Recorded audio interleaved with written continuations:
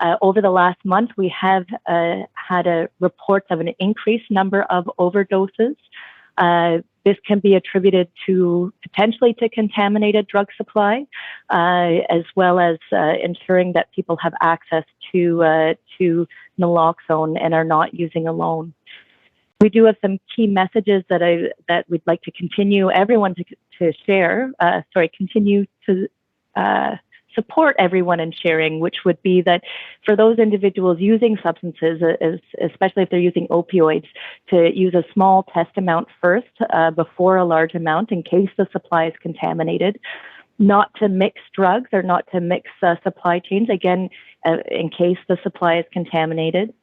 To keep naloxone on hand, so naloxone kits. Naloxone is a medication that reverses the effects of opioid on the body, so it can prevent overdose deaths.